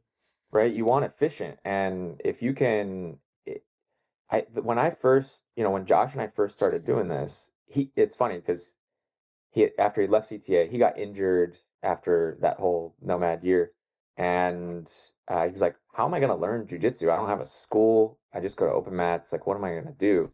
And one of the local black belts sent him a book recommendation. It was How We Learn to Move by Rob Gray, which is like the Bible for constraints-led approach coaches. Okay. And he would read me parts. He was like, "Hey, what do you think about this?" And I was like, "That's like verbatim what USA Hockey taught us." And keep going. "What about this?" I'm like, "Yep, that's what USA Hockey taught us." And then, after a while, I was like, "Wait a minute, am I doing this wrong?" And then we started to like play those games on the side. We just like go to open mat, and then we'd be like, "All right, let's try this. Let's try this. Let's try this." And I would learn more in an hour than I learned in a month. I was like, "Holy shit!" Like, I didn't think that this was possible to get this far in this one position this quickly. So I mean, the efficiency, I think, is really what's gonna. What did you say? Constraints-led approach, is that the same as eco? Yeah, that's the same. Well, those two things mean. Ecological dynamics is the overarching term, but constraints-led approach is one methodology that you use to train. Okay. That method. So. Okay. All right. So we got to start wrapping it up. Tell everybody where your strength and conditioning location is. What is it called? Victory Submission Strength. We're in San Jose, California. Okay. You can find us on Instagram at Victory Submission Strength. You can find us on our website, victorysubmissionstrength.com. We've got all kinds of free resources there. We've got online programs for sale as well. If you're in the San Jose area, you can book a strategy session. We'll talk about goals, medical, injury history, go through the full assessment process, and get you where you need to go. Awesome. Do you want to give out your personal IG as well? Yeah, you can find me at matt.jits.hugh. So just like jits in between Matthew. Yeah. I swear to God, the first time I read that, I thought it was jiu-jitsu Jew. That's funny. I was like, oh, yeah, okay, cool. He's Jewish. Or they, Matthew. Hugh, not Jew. I didn't see a J there. It's H. H-E-W. Yep. And then we just started Victory Submission Grappling Instagram as well. So my personal one is kind of like an amalgamation of the two, and then Victory Submission Strength is like mostly strength training content, and then the Victory Submission Grappling one is like all eco CLA. Okay. So normally we don't have time to do our drill down. We have like a bunch of questions that like listeners submit the most. So I'm just going to get the most important one, which is, even though you're doing a lot of no-gi jiu-jitsu, you did a lot of gi jiu-jitsu. Do you or do you not wash your jiu-jitsu belt? I do wash my jiu-jitsu belt. There you go. Like you're supposed to. Hold up, but how frequently? Because once is still washing your belt. Yeah, once every few weeks, maybe. Yeah. Well, that seems like a consensus. To Neutrozone clean. This is what I use. I do not wash my belt I used to wash my belt every time I got it. I just threw it all in with my gi in the wash. I still throw my gi in the wash as soon as I get home. I always threw my belt in. As a black belt, only on like, I hope that I have this particular belt for a really long time. I realize that the more I wash it, the more that it's going to like start to fray sooner, So I do spray this one, but at every other belt rank, I had two belts, and I would just throw one in and then grab the other one, throw it in my bag. Like I wasn't so attached to the belt. This one, even though an a-hole gave it to me, it's still special to me. I still want to keep it, I want its color to change because of the training, right? Not the because of the wash. I've been training jiu-jitsu for 4 years. In 4 years, I got hurt 6 times. I received stem cell injections in my wrists, elbows, shoulders, both knees, and I got stem cells recently injected in my left index finger. After a week and a half, I was right back at it, going the way I like to go at it. At Leheal, Biogenix, they're friendly, they're patient, they answer all the questions you might have. Educate yourself. Call Leheal, ask about stem cells, and see where it takes you. Unlock the power of your online presence with Black Belt Digital Marketing. Their reputation management program ensures your Google business profile is seen by more potential customers. Black Belt Digital Marketing is your full-service digital marketing agency specializing in local SEO and reputation management. Boost your business today. Visit bbdigitalmarketing.com. Your success is their priority. So, Matt, don't hang up. We're going to take a picture or two by this screen. So I'm just going to shout out. We threw on our glasses. We threw on our Leheal Optics glasses. Shout out to Leheal Optics, who always keeps us in shades and gives us shades to give away on the show. They're the go-to brand for sunglasses and apparel, featuring their unique bamboo sunglasses. You have the bamboo. These are a little bit more traditional. Show them the inside. Show them, does it have the stripe on the inside? Does. Right? We showed that little red stripe here. Right? Got that nice stripe there. You can get your belt rank. So if you order in the comments, ask for your belt rank, they'll paint it on there for you. Their products embody the BJJ lifestyle that we all know and love. You can visit them at lehealoptics.com. If you go to our Instagram, you can see them, and you can see the coupon codes that we put for each sponsor. They give you 10% off with code JJD. And they're supporters of Academy Safe as well. So we're working with them for a really long time. Shout out to Leheal as well. Leheal Biogenix. I did my stem cell therapy there. I'm going to be reporting back to you guys soon on my results. I'm also going to be finally doing the BPC 157 and a couple other things. So to help with my no, I haven't. I went away on vacation and life happens. But I'll be talking to you guys about that as well. You can follow us on at Jiu Jitsu Dummies and see all the ways to watch, listen, and support the show.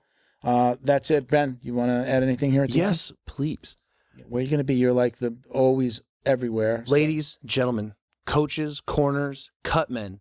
If you want the absolute best in corner kit, go to fighttape.us. The best gauze, the best tape, in unbelievable price, way better than the big brands, either in individual or bulk. We have it all for you. So take advantage. Fighttape.us. Support local business. Thank you again for watching and listening. Matt, thank you again for joining us. Thanks for having me. Peace, love, jiu-jitsu, everyone. Peace. Take care.